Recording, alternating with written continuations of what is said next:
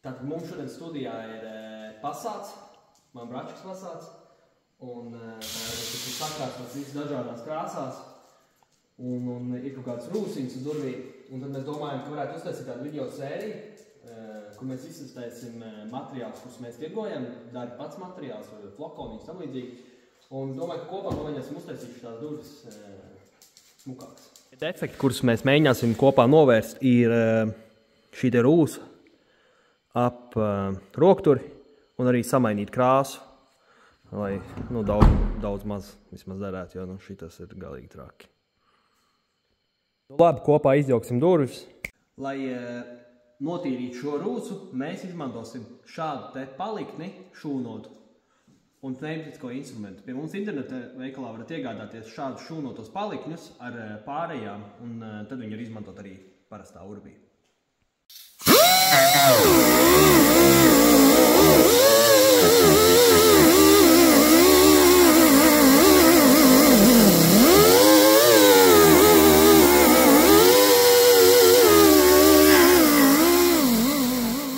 Esam notīrījuši šo vietu ar šūnoto disku, un tā ir tāda rupjā apstrāde. Un var redzēt, ka šeit ir palikuši tāds asas kantis. Un tagad mēs viņus saslīpēsim ar 120 un tad ar 240 smilšpapīru. Darīsim mēs to rokām, lai parādītu, ka to var izdarīt ar rokām. Tas, ko mēs šeit cenšamies panākt, ir ar 120 smilšpapīru saslīpēt pāreju, tā lai izskatās, ka tā pāreja tā kā mākonīts izveidojās.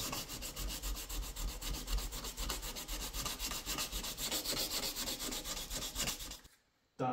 Esam saslīpējuši šo vietu ar 120 smilšpapīru, uztaisījuši tādas, jau mazāk jūtams pārējas, kā var redzēt šeit, un tālāk slīpēsim ar 280 smilšpapīru.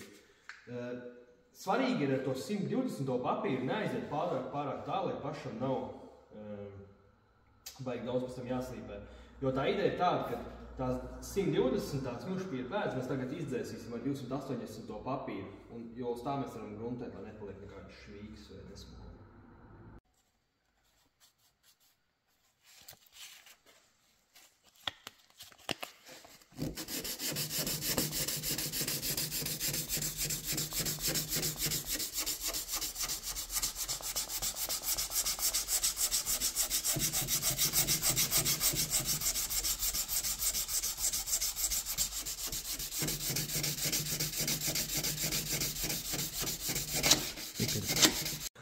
Tad tas, ko mēs cenšamies panākt ar 280 smilšpapīru tagad ir, tad redzat šīs pārejas. Metāls, nākošā ir skābā grunts, tad ir parastā grunts, un tad ir krāsa. Un mēs gribam, lai tā saslīpēšanās notiek tādos slāņos, lai uzpūst gruntu un nebūtu nekāda pāreja vai asu kanču.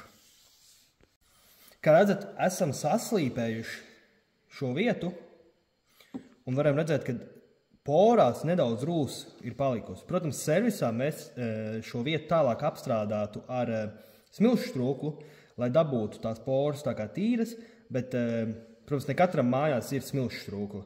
Tāpēc tālāk mēs izmantosim šādu te materiālu no Multifuller, kurš ir rūsas pārveidotājs un arī grunts reizē. Tātad kārtīgi sakratam šo pudelīti, un iekšā ir rotiņa, un tās vietas, kur ir korozija, apstrādājam ar šo materiālu. Viņi izveido tādu kā kārtiņu, viņi iesūcās rūsā, neutralizē rūsu un arī izveido jau tā kā gruntētu kārtu. Tālāk jau varēsim gruntēt ar parasto grunti. Un pēc apstrādes aptuveni 3 līdz 4 stundas viņam vajadzētu nostāvēties, nožūt, un tad varam samatēt, es parasti viegli samatēju to vietu, un tad varam pārklāt ar parasto grunti. Arī atceramies, ka jāapsmērē šīs te kantītes. Un tagad aptuveni 3 stundas jāuzgaida. Tā, redzam, ka materiāls ir mainījis krāsu, tātad uz melnīgi violetu, un ir pagājuši aptuveni 3 stundas, un mēs zinām, ka materiāls ir nožuvis, un tagad mēs sagatavosim gruntējamo vietu. Izmantosim šādu te matējamo lupatiņu, kur ir aptuveni 1000 grauds. Un saslīpēsim to vietu, kur mēs gruntēsim vēl nedaudz tālāk. Vienkārši nespiežot pārāk stipri un nesaskrāpējot blakus detaļas.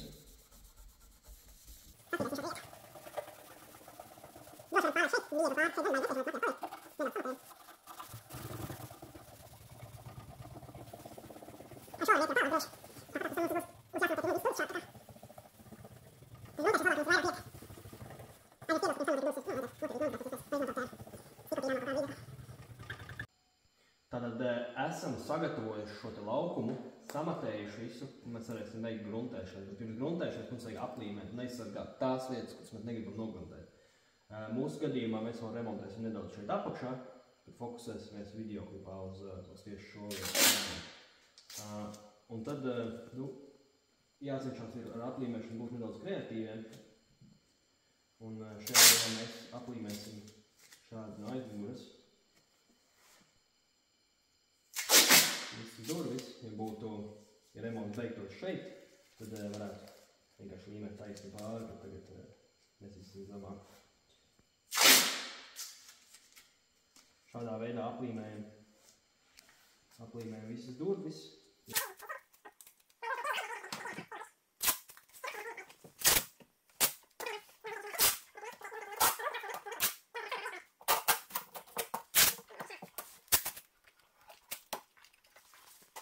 Tālāk aplīmēšanai izmantosim papīru. Atkal mēs sagatavojamies gruntēšanai ar baloniņu un nav nepieciešams aplīmēt pilnīgi visu mašīnu. Bet tāpatās, tad aptver tā, lai neskats virs tās gruntēšanas vietas ir aplīmēt.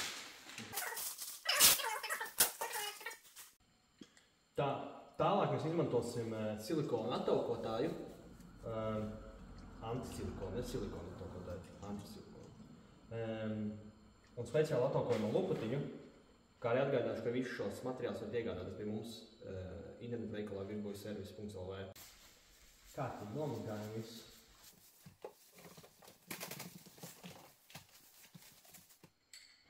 Tad tālāk, kad visa šī virsma ir attaukota, vairs viņu ar rokām cenšamies neizlikt. Un tālāk gruntēšanai mēs izmantosim šādu te Radex grunti baloniņā. Un uz ko vēlos vērst uzmanību ir tas, ka šo balonu ir kārtīgi sakratīt vismaz 2 minūtes, lai viss tas grunts uz šķaidītā iekšā samaisās un neveidojas kaut kādas liekas problēmas. Tālāk, gruntēsim šo te vietu, no sākuma nedaudz lielāku, pēc tam mazāk kāds 3 kārtas, un nelaižam to gruntu tuvu šai te lenteli, neveidojas asas kants, jo šeit mums bojājumi nav, mums nav vajadzīgi gruntēt. Baloni mums ir saskatījuši un gruntēsim. No sākuma uzklājam nedaudz to kārtu nedaudz sausāku, pasilganīs aizmies, uzvelkam respirātoru un izmantojam cignis. Esam dabūjuši respirātoru, uzvelkam un varam sākt gruntēt.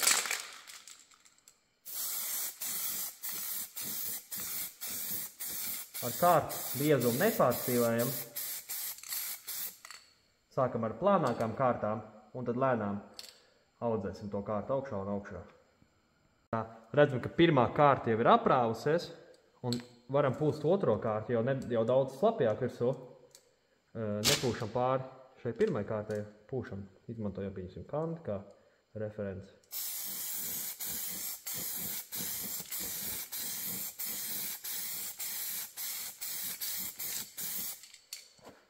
Atkal nožāvējam, kamēr viņa paliek matēta, aptuveni 15-20 minūtes, un pūtīsim vēl vienu kārtu.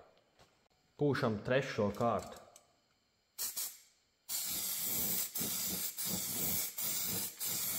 Ar šo kārtu jau cenšamies nedaudz vairāk aizpildīt tos bojājumus. Iespējams, ka šeit pat vajadzēs vēl 4. kārtu.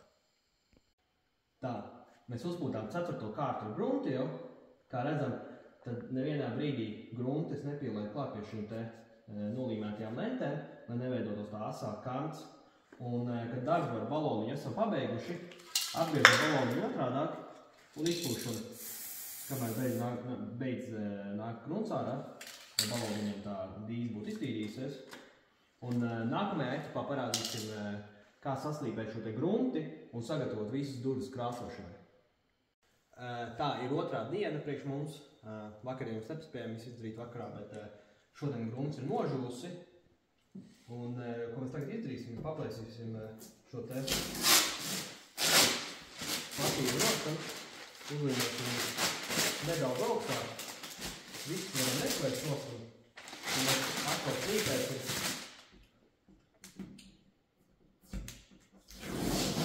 Un tad tagad mūsu uzdevums būs saslīpēt to gruntu un sagatavot durvis priekš krāsošanas. Tātad mēs esam nogruntējuši, sagatavojuši virsmu krāsošanai. Viss, kas mums trūkst, ir tas, ka mums viņu vajag saslīpēt. Mēs izmantosim šādas te Radex 600 un 800 smilšpapīru un izmantosim šādu te palikni, uz kā to smilšpapīru uzlikt. Var izmantot arī koku klucīti un tam līdzīgi, bet, protams, ieteiktu iegādāties šādu te klucīti, uz kā to papīru arī uzlikt. Tātad tagad mūsu mērķis ar 600 smilšpapīru ir nedaudz izlīdzināt to remontu vietu. Un arī nespiežot saslīpējam vietas, kamēr, kā šeit var redzēt, ka nedaudz ir gaišākas vietas un tumšākas. Un tās gaišākās ir noslīpētas un slīpējam, kamēr visas laukums ir vienmērīgs.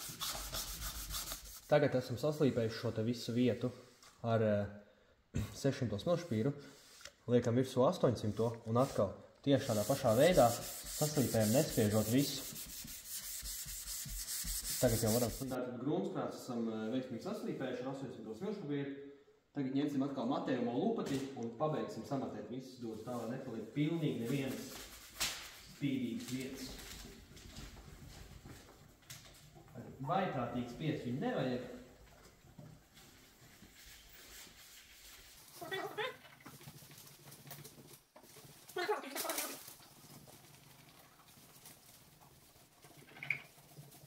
Tā, durvis esam samatējuši, ar roku apslokam druscītiņu lielos putekļus nostam. Raujam visus papīrus nost.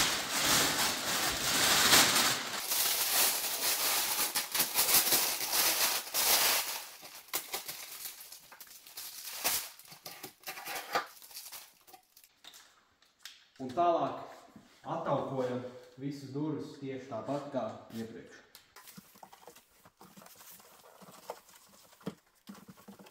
Un nākamais solis būs iet jaukt baloniņu, parādīsim arī, kā mēs to izdarām, un tad jau sāksim aplīmēt mašīnu un gatavosimies krāsošanai. Tā, tagad mēs esam krāsu maisīšanas telpā un uzjauksim krāsu priekš baloniņu. Dārvis man palīdzēs, lai mums raitāk iet pados.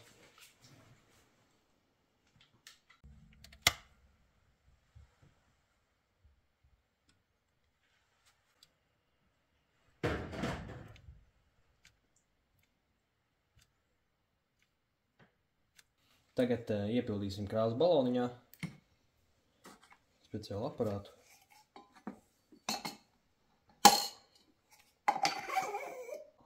Iekšā.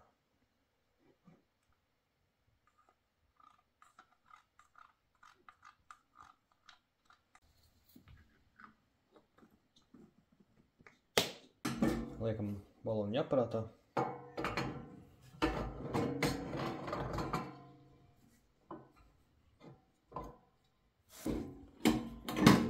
Un spiežam krāsu iekšā.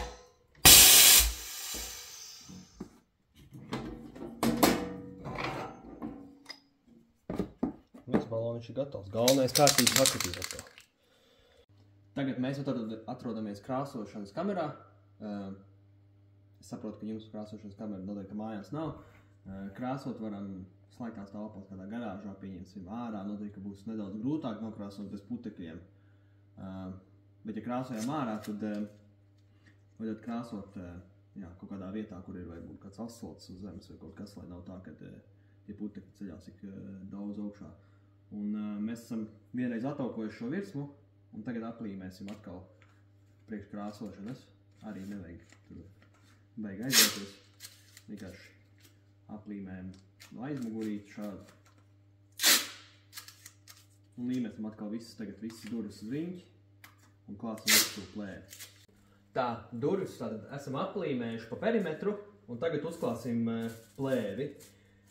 Uzklājot plēvi, tātad šī ir tāda Radex ražošana plēvi, jau gatavu pieteikt vienai mašīnai, viņi 4x5 metri, un klāsim viņu virsū, bet vislabākais ir kāds palīgā.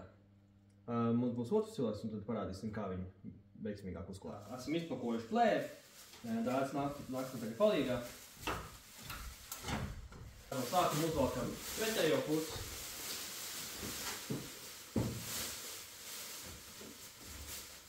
Tagad valkam to pusi.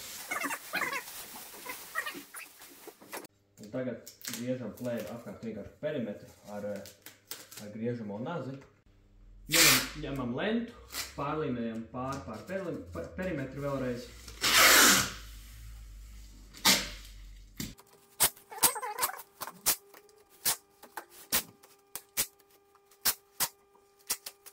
Tad tagad esam sagatavojuši visu krāsošanai, pēdējais etaps ir ataukot.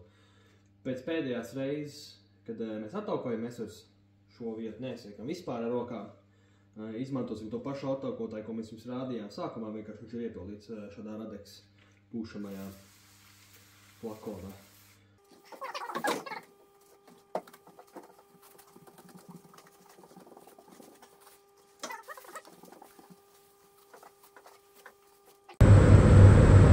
Tā, esam gatavi krāsošanai, svarīgi izmantot respiratoru un kaut vai vienreiz lietojamo krāsošanas tērpu, lai aizsargātu sevi un arī krāsojumu no dažādiem netīvumiem. Var iegādāties šādas te putekļu noņemšanas lupatiņas, var izmantot arī parasto mikrošķiedres vielīti, lai notīrītu tā maigi pārvāc vēl visam pāri.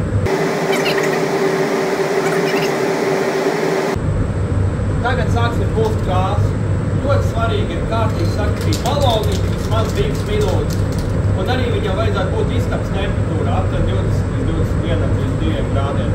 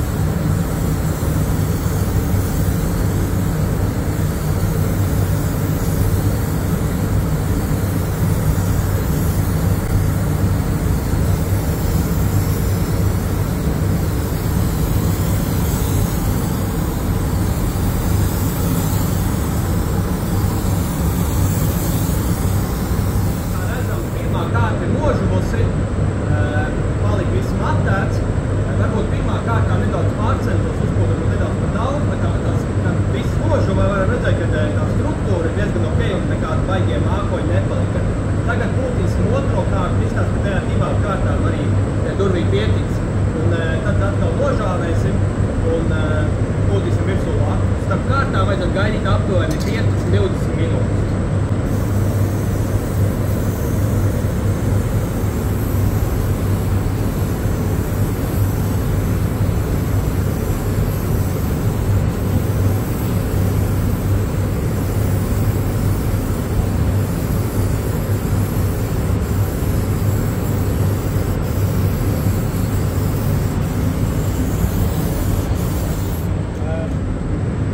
Esam pabeiguši mūsu krāsas aplikāciju, tālāk pūtīsim laku. Daži padomi par laku ir tādi. Pirmais, šo baloniņu vajag ļoti kārtīgi sakritīt. Otrais, viņu vajag uzsildīt līdz 21 grādam. Varam likt iekšā ūdenī pasildīties ar tekošu krānu, varbūt līdz tādam repdenu ūdeni paliek virsū, vai izlikt ārā saulītē nedaudz, kā pusstundīgi pastāvēt. Nezinu, nolikt uz radiatoru siltu, nevajag pārkarsēt, bet dabūt viņu istabas temperatūrā. Un uzklāt vajag diezgan spīdīgi, bet viņi ir šķidri un var noticēt, tāpēc vajag mēģināt to izdarīt prātīgi.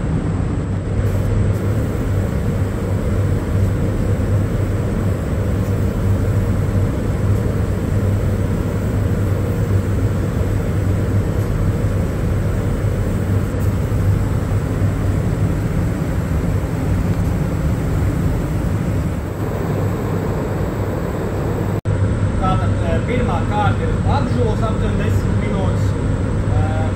Pirmokārt mēs nebūtām tik slapji, lai viņi nenotecētu, tagad otro kārtu būtīsim jau daudz slapjāk, lai dabūtu to smuko lakas izskatu.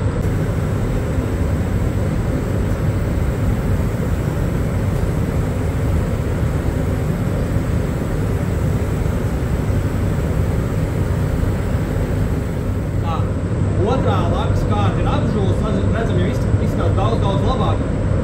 Un būtīsim atkal trešo kārtu, un atkal varam būt daudz slapjāk, jau viņai daudz grūtāk noticēt, jo viņi pieķerās pie tās iepriekšējā lakas slāņa.